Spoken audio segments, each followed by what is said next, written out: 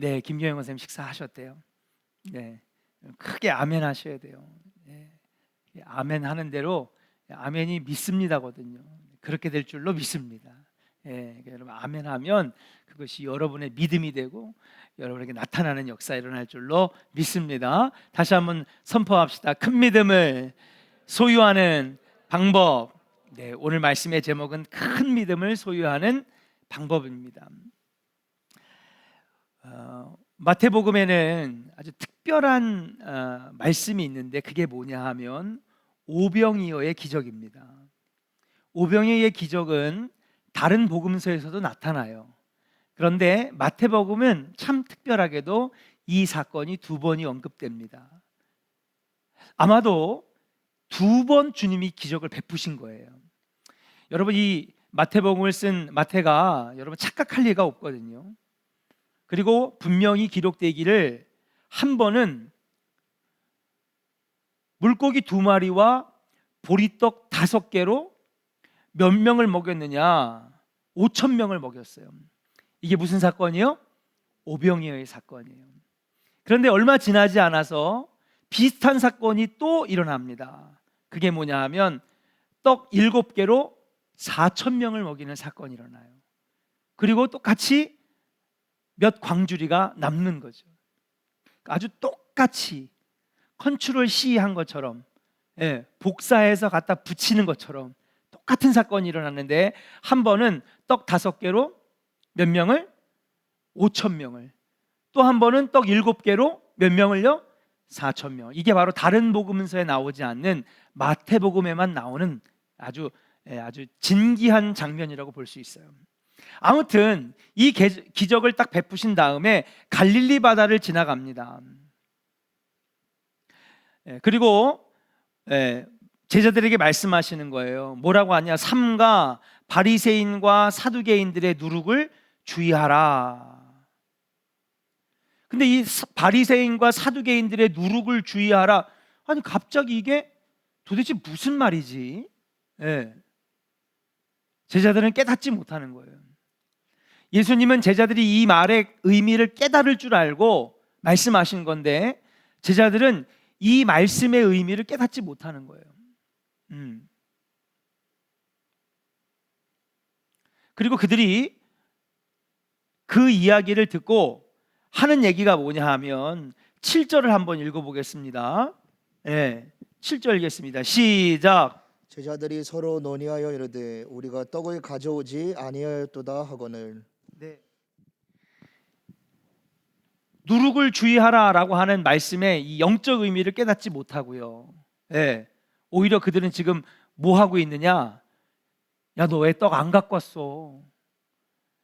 야, 아까 5,000명을 먹인 다음에 12광주리가 남았고 4,000명을 먹인 다음에 몇 광주리가 남았는데 너 왜 안 가져왔어?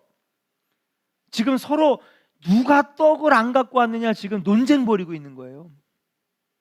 제자들의 관심사는 예수님의 이적에 담긴 깊은 의미보다는 지금 그럴까 봐 예수님께서 지금 사두개인과 바리새인들의 누룩을 주의하라 그렇게 말씀하셨거든요. 경고했는데도 불구하고 그 다음에 그들의 입에서 나온 건 뭐냐면 야, 너 떡 안 갖고 왔어? 박형준 전사 떡 안 갖고 왔어? 야, 네가 갖고 오기로 했잖아. 내일 먹어야 될 거 아니야. 그거 하고 있는 거예요. 주님이 보여주신 신령한 영적 양식보다는 눈앞에 지금 육신을 채워야 할 이 육신의 양식 가지고 지금 티격태격하고 있는 거죠. 여러분, 이 사건을 마지막으로 한 다음에 갈릴리 바다를 건너서 예수님이 이제 공생의 마지막으로 내려오시는 장면이에요. 그가 대부분 갈릴리 지역과 가버나움에서 2년 반 정도를 활동하셨다는 거예요. 그러니까 예수님의 공생의 3년의 주무대는 갈릴리 바다, 그리고 베이스 캠프는 어디예요? 가버나움이죠. 근데 이 이적과 기적을 다 마치신 다음에 이제 갈릴리 바다를 건너가지고 어디로 내려오시느냐? 바로 십자가를 지시러 예루살렘 여정이 시작됩니다. 그런데 지금 이렇게 많은 기적과 많은 말씀을 들려주셨는데도 불구하고 그들은 지금 뭐 하고 있느냐? 떡 네가 갖고 왔냐? 왜 안 갖고 왔느냐? 떡 걱정만 하고 있는 거예요. 죽은 자를 살렸습니다. 병자를 일으키셨습니다. 귀신 들린 자들을 쫓아내셨습니다. 놀라운 기적과 이사와 말씀들을 많이 제자들 앞에서 보여주시고 해주셨는데, 여러분, 그들에게 여전히 그 놀라운 말씀과 기적에 대한 의미를 깨닫지 못하고 지금 육신의 것만 가지고 지금 티격태격하고 있는 거죠. 제자들의 믿음이 큰 믿음이 되어야 할 때입니다. 그런데 제자들은 예수님의 가르침에 초점도 지금 읽어내지 못하고요, 영적 의미는 아예 알아채지도 못하고 있는 것이죠. 여전히 육신의 양식인 떡에 대한 걱정만 하고 있는 것입니다. 그러니까 예수님의 말씀이 전혀 귀에 들어오지 않아요. 오늘 예수님의 말씀의 핵심은 뭐냐 하면 바로 사두개인과 바리새인들의 누룩을 주의하라. 다시 말해서 그들은 말씀에만 문자적으로 집중했지 그 말씀에 담긴 영적 의미들을 사두개인 바리새인들은 알지 못했다는 거죠. 그거 좀 조심하라는 거거든요. 했냐 안 했냐, 갔느냐 안 갔느냐, 문자적인 의미에만, 문자적인 것에만 이렇게 집중되어 있고 그 말씀에 담긴 영적 의미들을 전혀 알지 못하는 거예요. 그들의 믿음이 전혀 자라지 못했습니다. 그러니까 예수님께서 그 다음에 하시는 말씀이 있어요. 8절 같이 한번 읽어보겠습니다. 8절 시작. 예수께서 아시고 이르시되 믿음이 작은 자들아 어찌 떡이 없으므로 서로 논의하느냐. 할렐루야. 아니 지금 그들은요, 어떻게 보면 인간적인 모습으로 볼 땐 지극히 당연한 얘기하는 거거든요. 당장 오늘 자고 나면 내일 아침 뭐 먹을까 걱정하는 게 우리들의 일반적인 생각 아닙니까? 통장에 돈이 비었으면 이거 어떻게 채우지? 다음 달 등록금은 어떻게 내지? 이게 아주 당연하고도 아주 자연스러운 인간의 반응이라는 거죠. 근데 문제는 이들은 일반 사람이 아닌 거예요.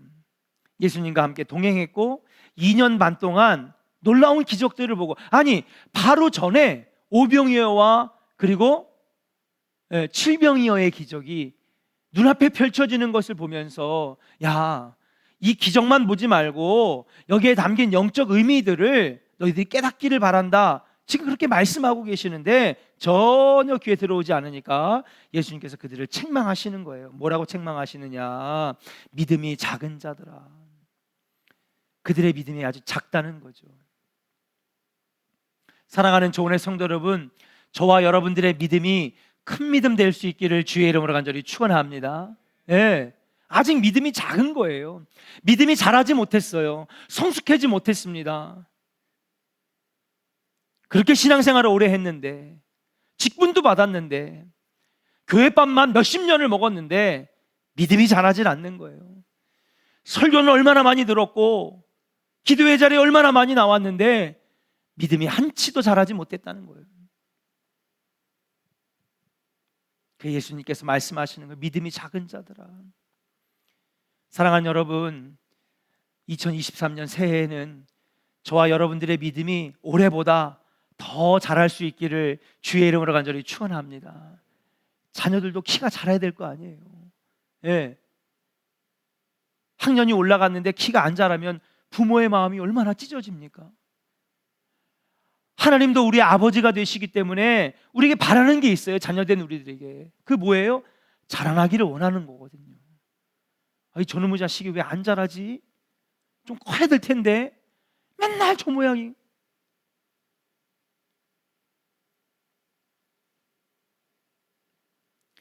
오늘 이 제자들의 모습은 꼭 우리들의 모습하고 똑같아요. 우리가 주님과 함께 합니다. 그렇죠? 예배도 드리고 말씀도 배우고 설교도 많이 듣습니다. 근데 문제는 뭐냐 하면 믿음이 자라지 않는다는 거예요. 여전히 믿음이 작은 자들아, 너희가 어찌하여 사소한 것들에 지금 목숨을 거느냐. 오늘 예수님이 제자들에게 하신 말씀이 우리에게 하나님께서 주시는 말씀이라고 하는 사실을 우리는 깊이 깨달아야 될 줄로 믿습니다. 심리학자 리처드 칼슨이라고 한 사람이 쓴 책이 있는데 제목만 딱 읽어도 가슴에 와닿아요. 그 책 제목이 뭐냐 하면 사람들은 사소한 일에 목숨을 건다. 제목만 읽어도 벌써 다 읽은 것 같아. 맞아요, 안 맞아요? 예. 더 큰 일들이 있는데, 예. 우리가 더 나가야 될 길들이 있는데 나가지 못한다는 거예요. 잘해야 되는데, 뻗어나가야 되는데 그러지 못한다는 사실. 많은 사람들이 사소한 일에 연연하면서 무엇이 정말 중요한지 모르고 있는데 바로 제자들이 그렇다는 거예요. 주님이 주신 말씀, 주님이 보여주신 기적, 주님이 가르쳐주신 놀라운 영적 말씀들을 듣고 보고 그리고 느꼈다면은 이제 뭐예요? 우리 믿음이 자라야 되는데, 깨달아야 되는데 그러지 못하고 지금 사소한 것에 지금 목숨을 건 거예요. 야 임마, 그거 아까 오병이의 사건 끝난 다음에 왜 그거 광주리가 그렇게 많이 남았으면 한 광주리는 네가 갖고 왔어야 될 거 아니야. 배 타고 지금 멀리 가야 되는데 왜 안 갖고 왔어?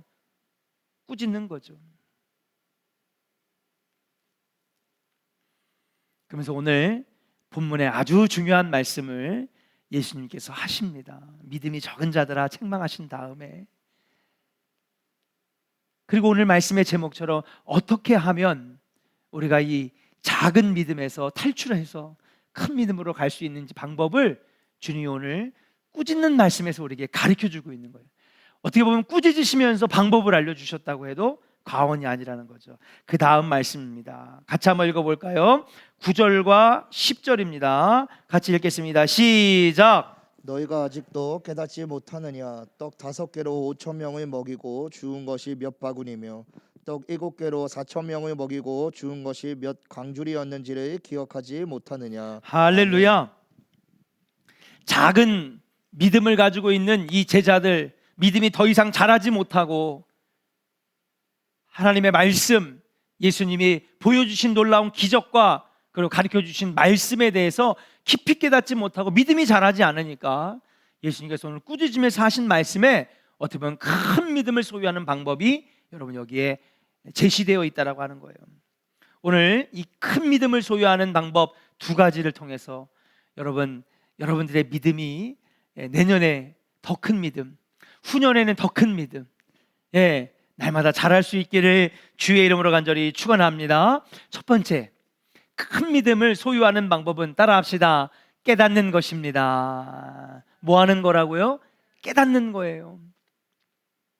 9절 말씀 보니까 너희가 아직도 뭐 하지 못하느냐? 깨닫지 못하느냐는 거예요. 그럼 반대로 말하면 너희가 깨달았으면 작은 믿음이 되는 거예요? 큰 믿음이 되는 거예요? 큰 믿음이 될 수 있다는 거죠. 근데 너희가 여전히 믿음이 없거나 작은 믿음이거나 믿음이 자라지 못하는 그 이유는 뭐냐면 아직까지도 뭐 했기 때문에? 깨닫지 못했기 때문에. 그러니까 여러분, 문제가 있는 동시에 정답도 여기 같이 있는 거예요. 그렇죠? 믿음이 작은 자들아 하시면서 왜 깨닫지 못하느냐? 반대로 뒤집으면 만일 너희가 깨달았다면 너희들이 큰 믿음 됐을 텐데, 그 말이거든요. 문제와 정답이 동시에 나오는 구절이라고 볼 수 있어요. 진리를 깨닫지 못하는 제자들에 대한 예수님의 답답한 심정을 살펴볼 수 있는데 그것이 뭐냐 하면 바로 깨닫는 것이라는 사실이에요. 시편 49편 20절을 한번 스크린 보면서 읽어보겠습니다. 같이 읽겠습니다. 시작. 존귀하나 깨닫지 못하는 사람은 멸망하는 짐승 같도다. 할렐루야. 우리 옆 사람에게 축복하겠습니다. 당신은 존귀한 하나님의 백성입니다. 맞아요, 안 맞아요? 여러분들 다 존귀한 사람들이에요. 근데 문제는요, 존귀한 하나님의 자녀고 하나님 부르셨지만은 깨닫지 못하는 사람은 멸망할 수밖에 없다는 겁니다. 다 귀하죠. 저도 귀하고 여러분들도 귀하고 청년들도 귀하고 우리 목회자들, 장로님들 다 존귀한 하나님의 자녀들이에요. 근데 문제는 그렇게 부름을 받은 자들은 그 다음부터 뭐 해야 되냐면요, 깨달아야 되는 거예요. 구원은 믿음으로 말미암아 이루어지는 줄로 믿습니다. 그럼 믿음은 어떻게 하느냐? 듣고 깨달아야 되는 거예요. 당연히 자꾸 들어야 되죠. 주일 설교도 듣고, 그 다음에 새벽 설교도 듣고, 그 다음에 성경 공부도, 기도 학교도, 어성경도 자꾸 들어와서 말씀을 들어야 되는. 중요한 건 많이 듣는 것도 중요하지만 듣고 뭐 해야 되느냐? 깨달아야 된다는 사실이에요. 예수님께서는요, 진리의 말씀을 전파하시면서 늘 제자들에게 하시던 말씀이 있어요. 그게 뭐냐? 여러분 다 하시는 말씀일걸요? 귀 있는 자는 들을지어다.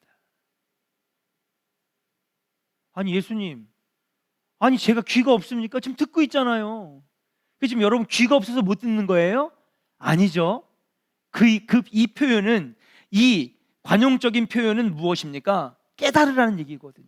예?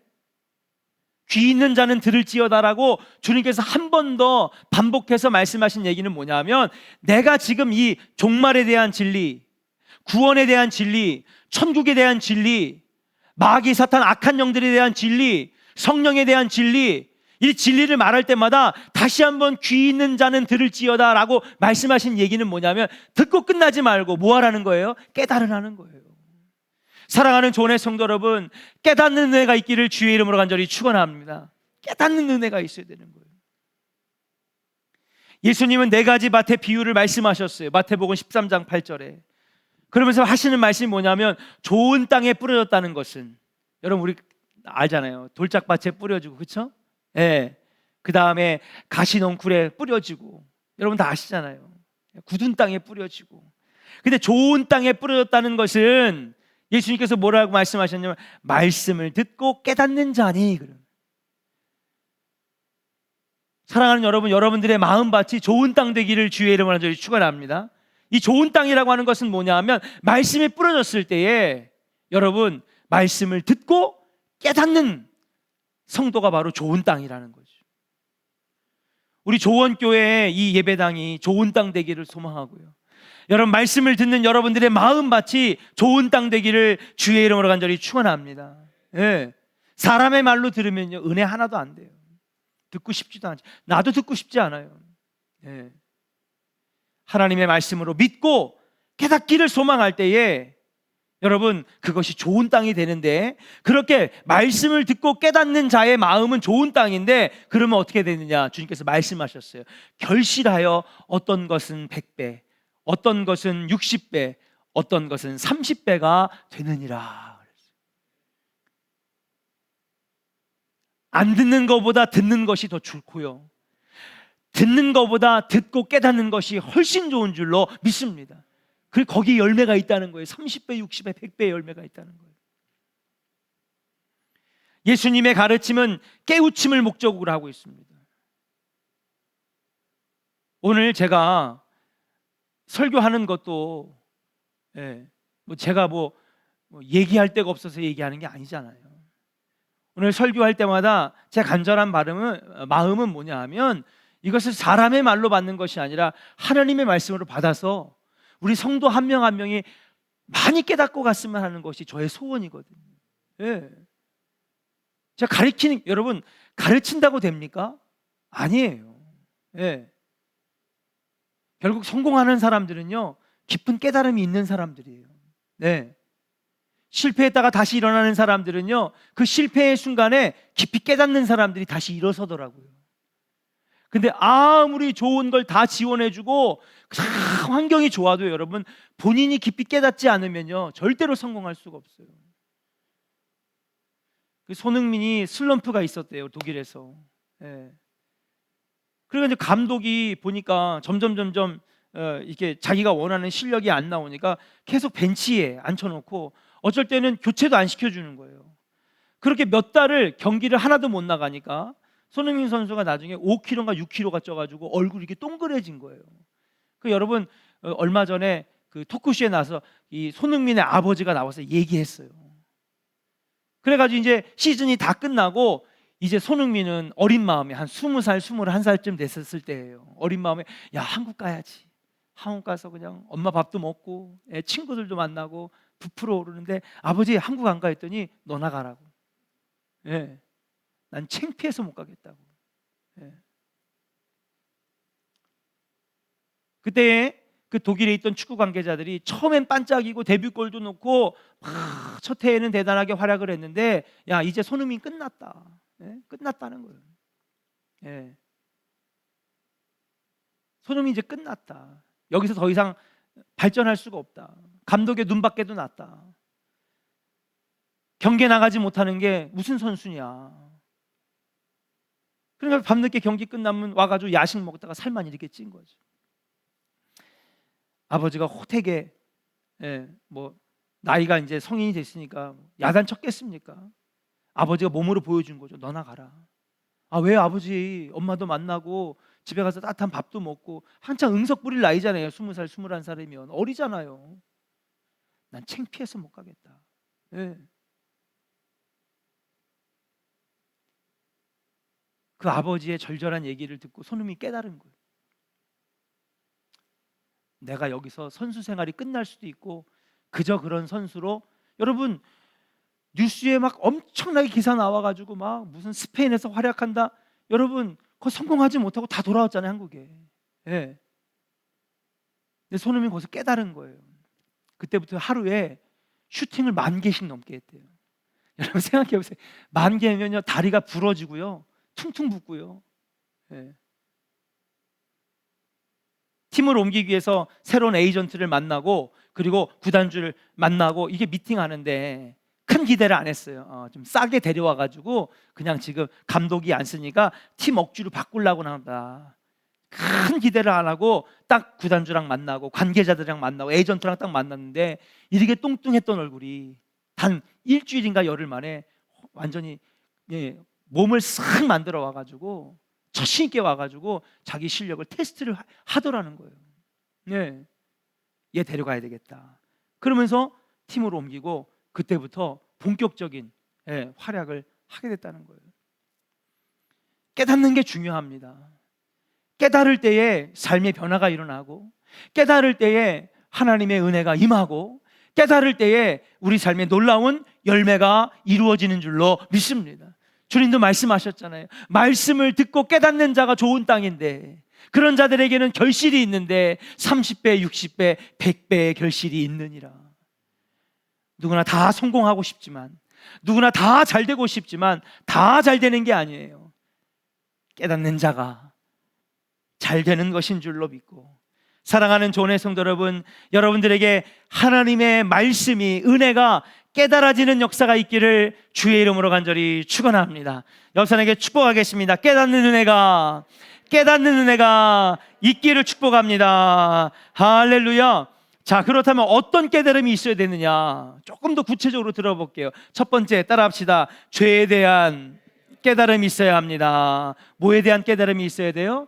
우리 신앙생활에는요 깨달음이 있어야 되는데 많은 깨달음이 있죠. 여러분들에게만 주시는 깨달음이 있어. 서원석은 절대 모르는 하나님과 여러분 사이에 친밀한 관계에서 주시는 깨달음이 있어요. 저도 있어요. 그래서 그 깨달음이 어쩔 때 목회 철학이 되기도 하고, 설교 제목이 되기도 하고, 설교 주제가 되기도 하고, 성경 공부에 좋은 소재가 되기도 하는 거예요. 나에게만 주신 깨달음, 그 여러분들에게만 주시는 깨달음이 있어요. 그런데 가장 중요한 몇 가지 깨달음 우리 모두에게 다 있어야 되는 거예요. 그게 뭐냐? 첫 번째로 뭐냐 하면 죄에 대한 깨달음이에요. 다시 말해서 죄에 대한 깨달음이라기보다는 어떻게 보면 나는 죄인입니다 라고 하는 깨달음. 내 스스로 죄 문제를 해결할 수 없다는 사실, 그래서 하나님의 은혜와 구원의 손길이 필요하다는 사실을 깊이 깨닫는 거, 이게 바로 신앙생활의 출발점인 줄로 믿습니다. 나는 죄인입니다. 나 스스로는 절대로 나 자신을 구원할 수 없습니다.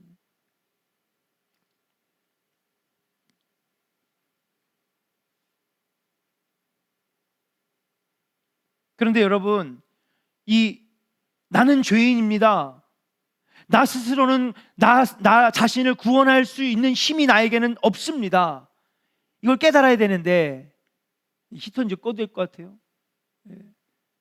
그러면 이 깨달음을 다 얻는 것이냐? 여러분 지금 머리는 이해했죠? 근데 여러분 이해했다고 깨달아지는 게 아니에요. 나는 죄인입니다. 나 스스로 나 자신을 구원할 수 없습니다. 나에게는 그런 나를 스스로 정화시키는 능력이 없습니다. 내 죄를 씻어낼 수 있는 능력이 나에게는 없습니다. 이 깨달음은요, 배운다고 되는 게 아니에요. 이건 언제 깨달아지느냐? 하나님의 은혜가 나에게 임할 때에 깨달아지더라고. 예. 성경 공부 100번 1000번을 해도요, 여러분, 알아요 목사님, 나 그거 난 죄인이죠 뭐. 예. 난 스스로 구원할 수 없어요. 머리로는 안죠. 근데 여러분, 이것을 깊이 내가 깨닫고, 그리고 내 삶을 변화시키는 영적 원동력이 되는 방법은 뭐냐 하면요, 성경 공부대 갖고 되는 게 아니에요. 예. 하나님의 은혜가 임해야 깊이 깨달아지는 거예요. 믿으시면 아멘. 네. 저도요, 여러분, 목회자 집안에 태어나 어릴 때부터 성경 많이 듣고 배우고 그러고 자랐어요. 근데 하나님의 은혜가 나에게 임하지 않으니까 이게 나에게 실질적으로 나에게 와닿지가 않는 거예요. 머리로는 아는데. 근데 성령이 강력하게 역사하시고 하나님의 은혜가 강권적으로 나를 인도하실 때에 이게 깨달아지더라고. 나는 죄인입니다. 예.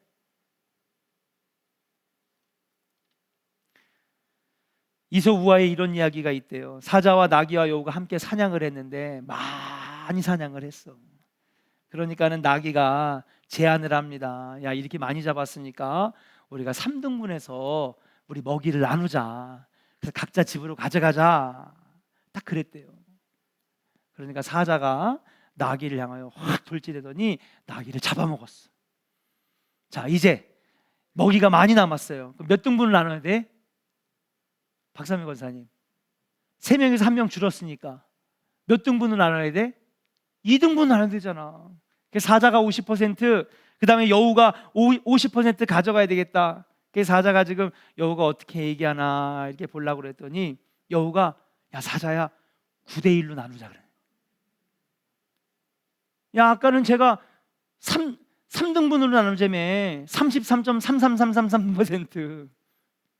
그랬더니 아니야, 9대1로 나누자. 9는 네가 가져가, 1은 내가 가져갈게.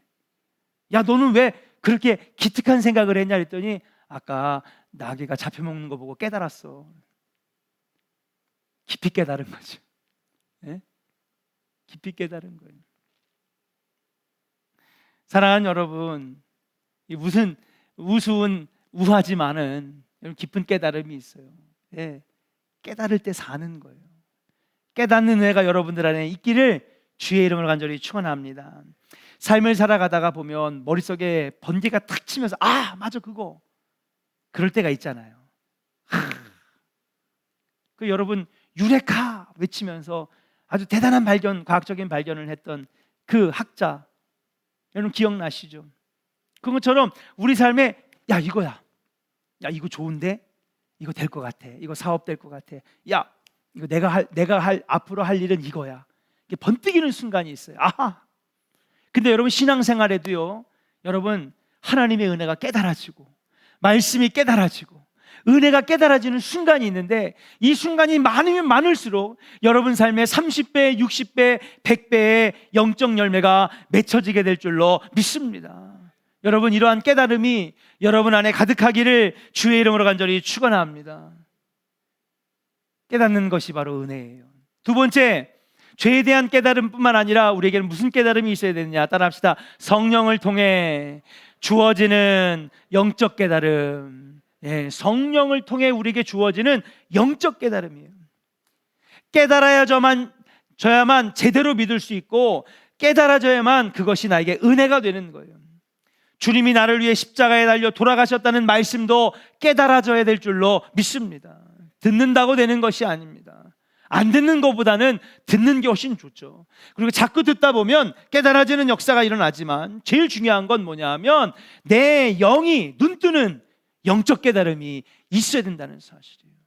네.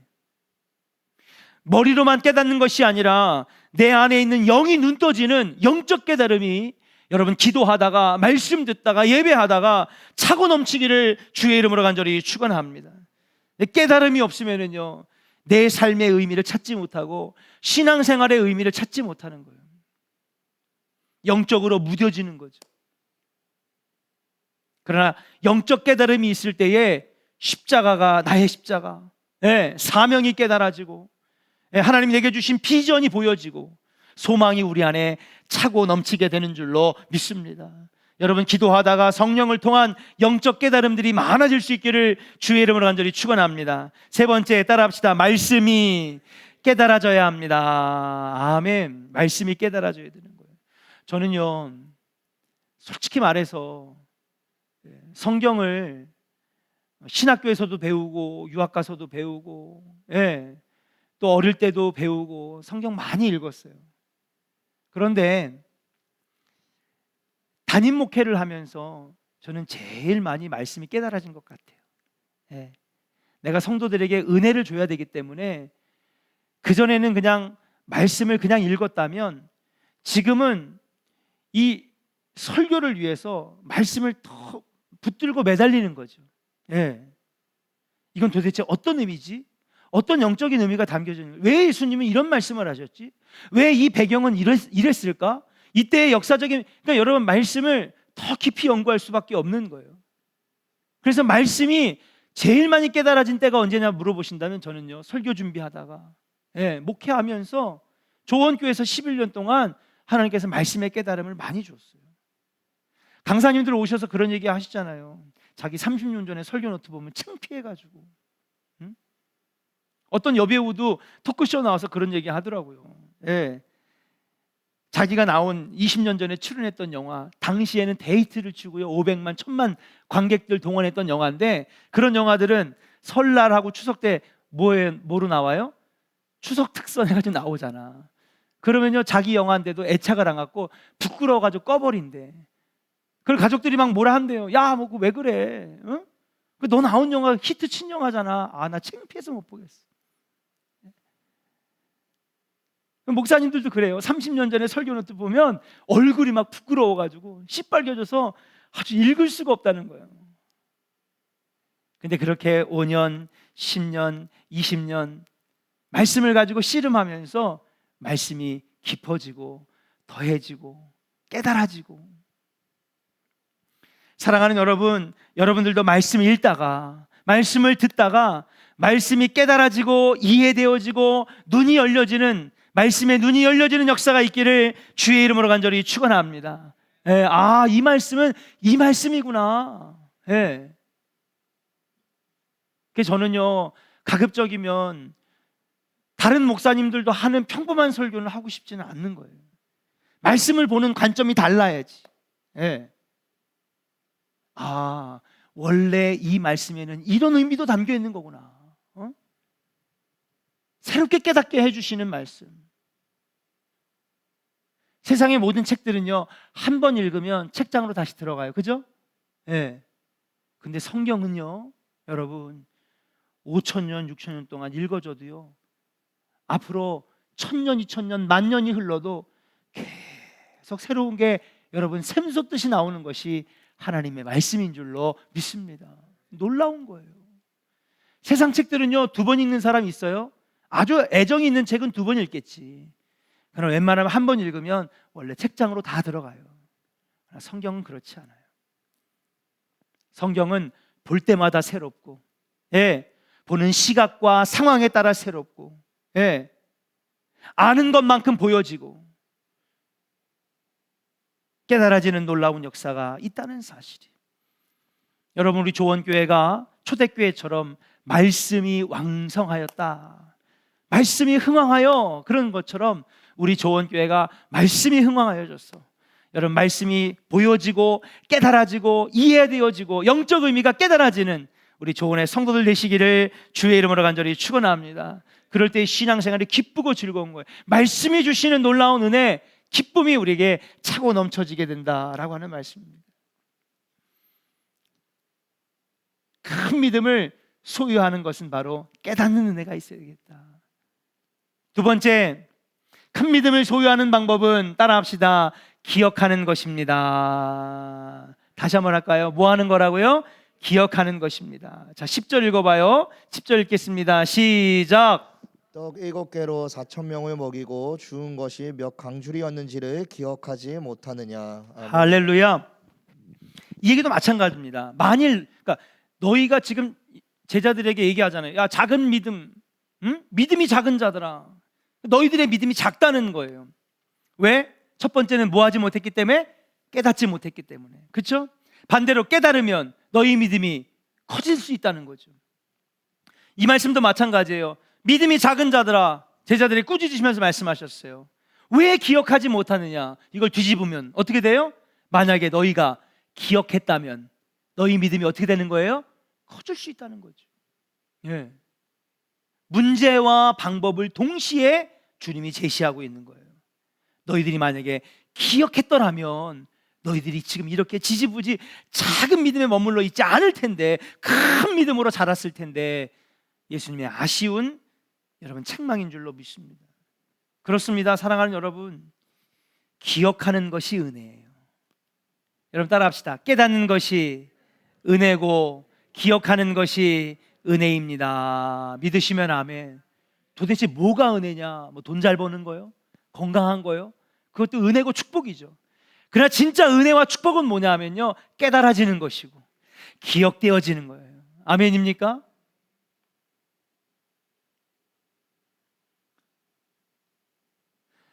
제자들을 바라보면서 예수님 막 가슴을 치고 한탄하셨을 거예요. 그동안에 그렇게 기적을 많이 봤는데, 아니 방금 전에도 갈릴리에서 수많은 인파들, 수만 명, 수십만 명이 모여든 그 인파들, 보리떡 5개와 물고기 2마리로 5,000명을 먹이고 떡 7개로 4,000명을 먹이는 것을 기적을 베푸는데도 지금 떡바구니 가지고 막 지금 티격태격 사소한 것에 목숨 걸고 싸우는 모습 얼마나 안타까울까.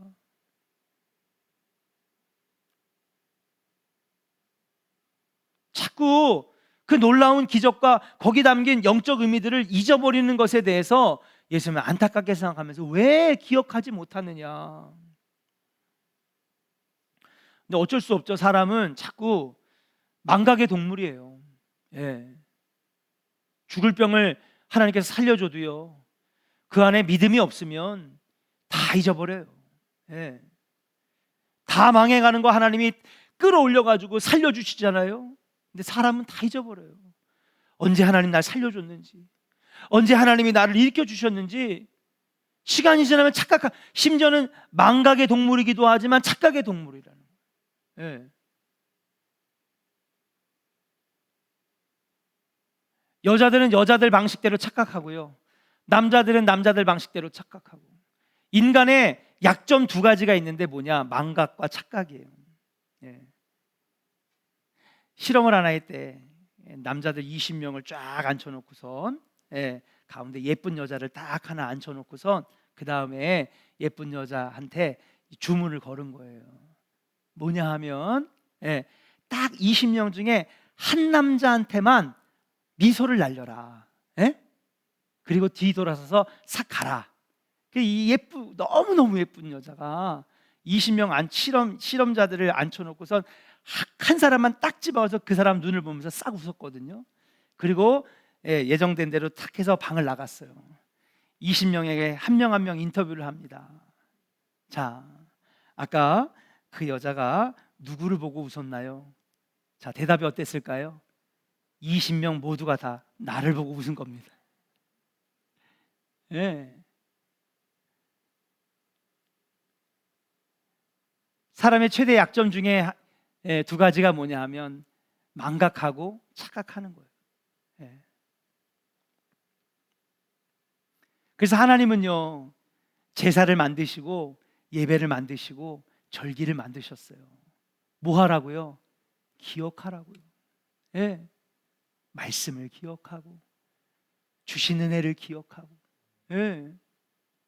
주일 예배를 통하여 한 주간 동안 주신 은혜를 기억하고, 송구영신 예배를 통하여 1년 동안 주신 은혜를 기억하고, 절기를 지킴으로 말미암아, 예, 그 절기에 담긴 놀라운 하나님의 인도하심과 역사하심을 기억하게 하기 위해서 예배와 제사와 절기를 만드신 거. 얼마나 귀찮아요, 여러분. 예. 여러분, 지금 우리가 드리는 예배는 너무 편리한 거예요. 옛날의 예배와 제사는 하루 종일이었어요. 절기는 또 어떻게 해요?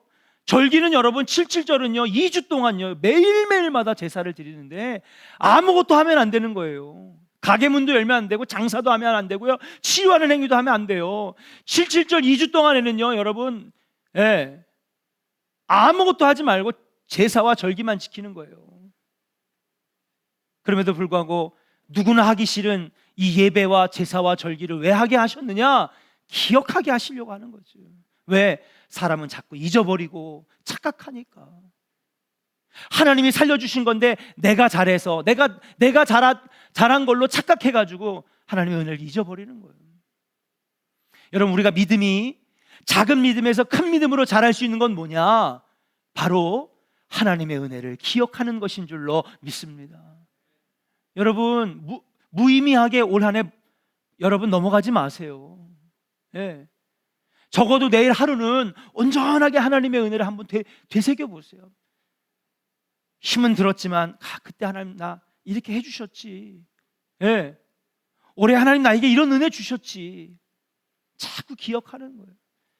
그 은혜를 기억하는 자들에게 놀라운 하나님의 은혜와 축복이 차고 넘치게 되고, 여러분들의 믿음이 작은 믿음, 한치도 자라지 않는 연약한 믿음이 아니라 날마다 큰 믿음으로 발전해 나갈 줄로 믿습니다. 사랑하는 조은의 성도 여러분 기억하는 은혜가 있기를 주의 이름으로 간절히 축원합니다. 미국에 바턴이라고 하는 부자가 있었는데 돈을 많이 벌었어요. 그런데 어떤 젊은이가 찾아와가지고 당신은 큰 기업의 사장이십니까? 저에게 좀 돈을 좀 빌려주실 수 없습니까? 얼마를 빌려주면 되겠냐고. 제가 이 뉴욕 맨하탄 여기 거리에다가 가게를 하나 낼 건데 지금 저에게 $2,000가 필요합니다. 1900년대 초기였으니까 당시에 $2,000면 오늘날 한 2억 정도 되지 않을까 싶습니다. 우리나라 돈으로. 그러니까 이 얘기를 들은 이 사장이 고민하고 있으니까 경영진들이 와가지고 그 돈 빌려주면 안 된다고. 절대 적은 돈이 아니라고. 저 친구를 뭐를 믿고 빌려주느냐고. 빌려주면 안 됩니다. 그렇게 얘기를 한 거예요. 그랬더니 어차피 우리가 지금 돈을 많이 벌고 있고 다 은행으로 돌아가서 저축할 바에는 한번 전망이 밝은 이 젊은이에게 한번 투자하는 마음으로 한번 빌려줘 봅시다. 다들 반대하는데 사장이 그 맑은 눈에 아주 총기 있어 보이는 청년의 비장한 심정을 가지고 와가지고 $2,000를 좀 빌려주십시오 하는 거기에 마음을 열고 $2,000를 빌려줘요. 여러분, 어떻게 됐겠어요? 그 청년이 성공했을까요? 실패했을까요? 성공했죠. 성공했어요. 얼마 안 지나서 가게가 잘 되고 수입이 막 들어오면서 여러분 뭐 1년도 안 돼가지고 그 $2,000다 갚았습니다. 그렇게 10년이 지났어요. 더 이상 이들은 채무 관계도 아니고요. 서로 만날 일도 없는 사이입니다. 그런데 미국의 세계 경제 대공황이 찾아온 거예요. 당시에 경제 대공황 때 달러는요, 여러분 가치가 없는 거예요. 인플레이션이 너무 심해가지고. 그 여러분 인플레이션이 심한 나라들 보면은요, 그 어디죠? 뭐 터키라든지, 그 다음에 또 무슨 태국이라든지 이런 데 가면은 화폐 단위가 엄청나게 높잖아요. 그래서 처음에는 무슨 뭐 베트남 10만 동이다, 뭐 100만 동이다. 알고 봤더니 100원밖에 안 되는 거야. 숫자는 엄청 많은데, 이게 화폐 단위가 엄청 많은데 실제로 우리나라 돈으로 환전을 할 때 100원, 1000원밖에 안 되는 건 그 나라가 오랫동안 인플레이션을 겪었다는 얘기거든요. 미국이 그랬어요. 나중에 돈이 가치가 없으니까 달러를요, 여러분 저기 그 아궁이에다가 넣고 불쏘시개 때우고요, 나무에 불 붙일 때 달러를 태워가지고 지푸라기 쓰듯이 그렇게 했다니까요. 완전 망했어요. 그렇게 망해가는 바턴에게 10년 전 이 청년이 찾아왔어요. 사장님, 요즘 어떠십니까? 너무 힘들어서 이제 회사가 망하고 빚더미 앉게 생겼다고. 지금 이 위기만 막으면 되는데 이거를 지금 막지 못하면 여기에 딸린 수백 명, 수천 명의 회사 식구들이 다 길거리에 나앉게 생겼다고.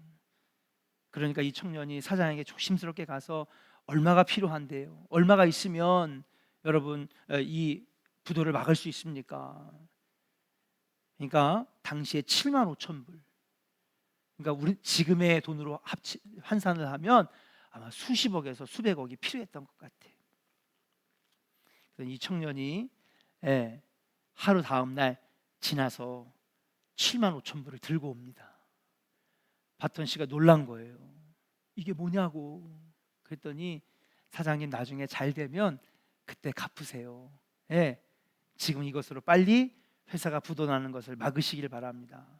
어마어마한, 자기는 그 돈 얼마 빌려줬어요? 2,000달러잖아요. 근데 7만 5천 불이면 여러분 몇십 배거든요. 그리고 이미 2,000달러는 다 갚았잖아요.